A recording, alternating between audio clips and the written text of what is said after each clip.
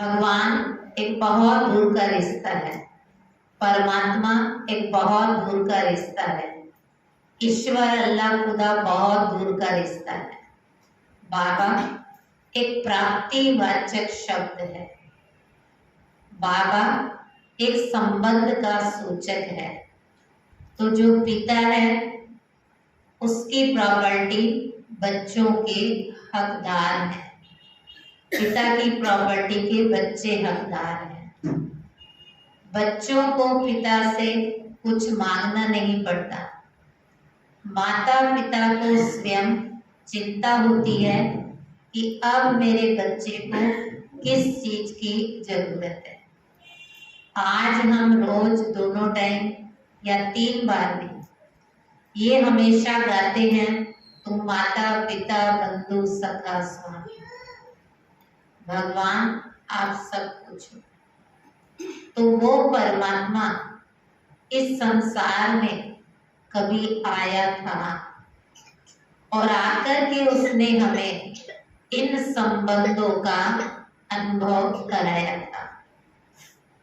और अनुभव कराया था तभी हमें वो बातें याद आती है। तो ये वही समय चल रहा है। अब परमात्मा कह रहे हैं गाओ मत। गाते तो हम जन्म जन्म आए, मंदिर में गए, हमेशा कहा मैं मूर्ख खलखामी कृपा करो भरता। हे भगवान मैं मूर्ख हूँ, मैं कामी हूँ, मैं नीच हूँ, मैं पापी हूँ। नहीं थे कहते कहते कहते कहते बन गए। अब वो भगवान कह रहा है तुम अपने आप को कहो मैं श्रेष्ठ आत्मा हूँ, मैं महान आत्मा हूँ, मैं देव आत्मा हूँ, मैं शक्तिशाली आत्मा हूँ। जो हमारे अंदर शक्तियाँ हैं जो दब गई हैं वो याद करने से बाहर आएंगी और वो आपका कार्य करने में मददगार बन जाएगी। इसलिए देवियों को 8 भुजा दिखाई है। अब 8 भुजा है तो 8 टांग भी होना चाहिए, 4 मुख भी होना चाहिए। भुजाई क्यों दिखाई? तो भुजा का अर्थ है काम करना, हाथ का काम है कार्य करना।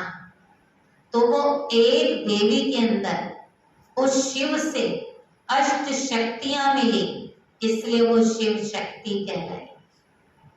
हमेशा 2 रात्रि आती है, एक शिवरात्रि और दूसरा नवरात्रि।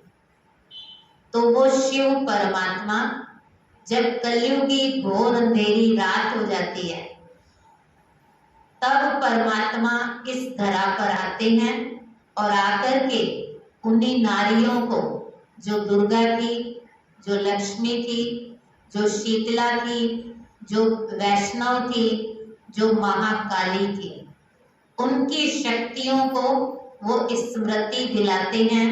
और जिनको ये स्मृति आ जाती है तो फिर से वो अपना रूप धारण कर लेती है।